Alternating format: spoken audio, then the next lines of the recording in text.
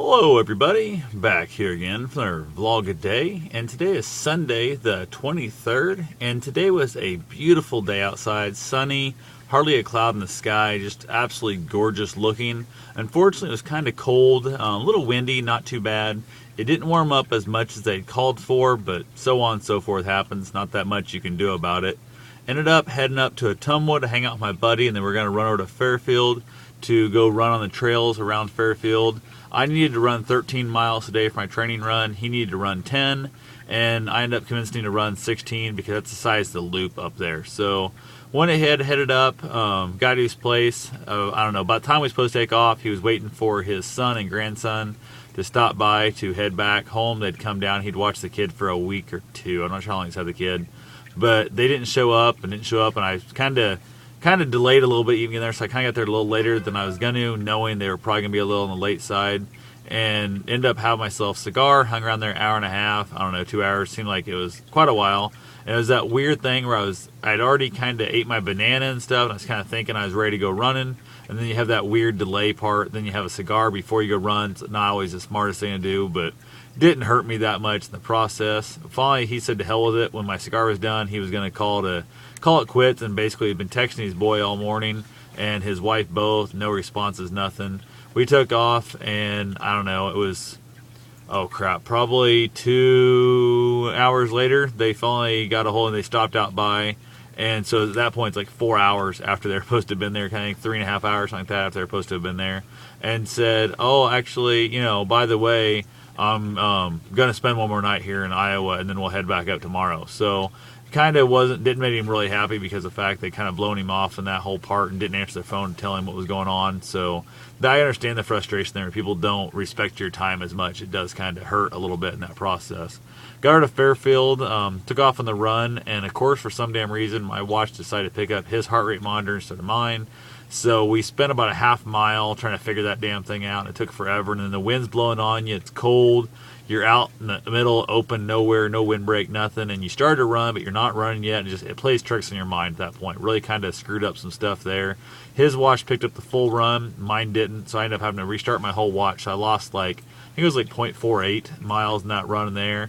Ended up heading on out though. Where we started at, you head out, you hit some decent, pretty good sized hills right away. Then it kind of levels off. There's a few hills here and there. And for the rest of the run, comes back around, ends with 3 monstrous, crappy hills again. My plan was basically to run the 13 I needed and then walk any big hills after that.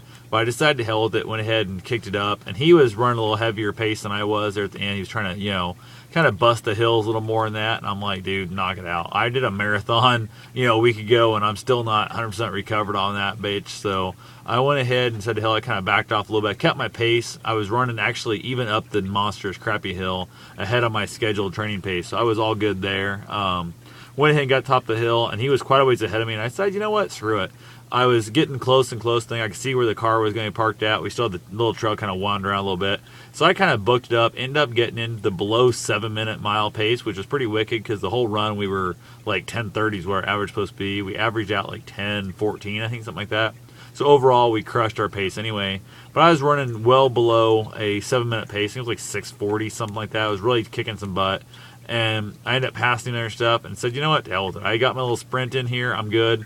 Went ahead and hit my watch. Said, dude, I'm going to walk it out. My legs have really been giving me problems since that last marathon. And I really wanted to get a shot at, give him a chance to kind of get the blood flowing. The whole walking thing is a good kind of anti-fatigue deal at the end. He was that weird level where he's at 15.7 some miles or what it was. He's like, I can't stop there. I got to get to 16.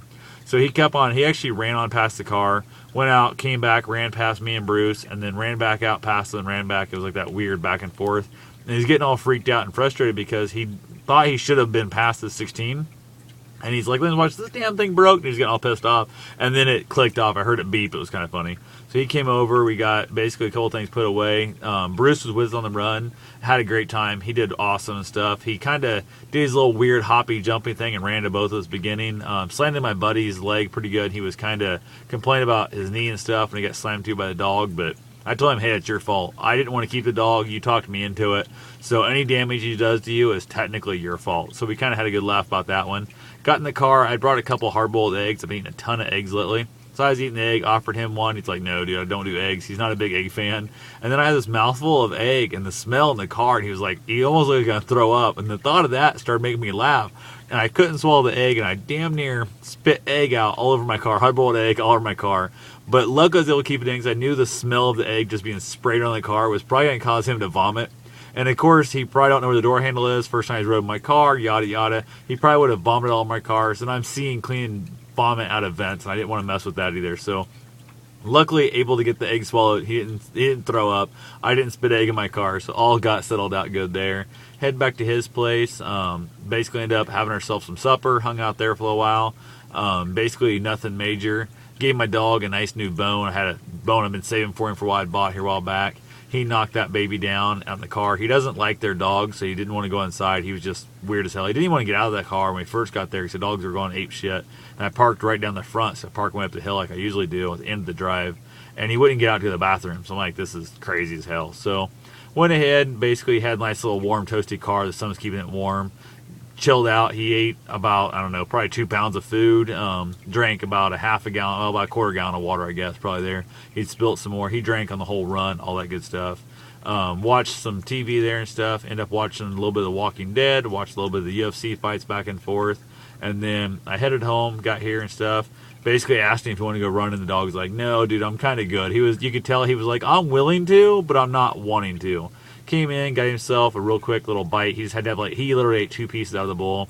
Took another drink of water, went and laid down. He's crashed. He's literally opening his eyes, looking at me for like the last, I don't know how long I've been home now, and he won't even acknowledge that I'm here. So definitely had a good time with that.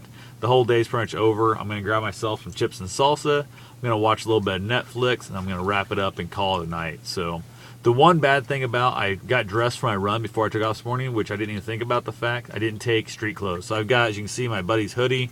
I ended up stealing one of his shirts and a hoodie because my clothes, I had like 4 layers on top, but I'd sweated through all of them. And you got that weird, like freezing cold, wet sweat feel that sucks. So I threw this stuff on, all good to go, and I'll get this back to him next week. So that's all I've got for the whole day. I will talk to you guys tomorrow. Have yourself a safe, wonderful day. Thanks for watching.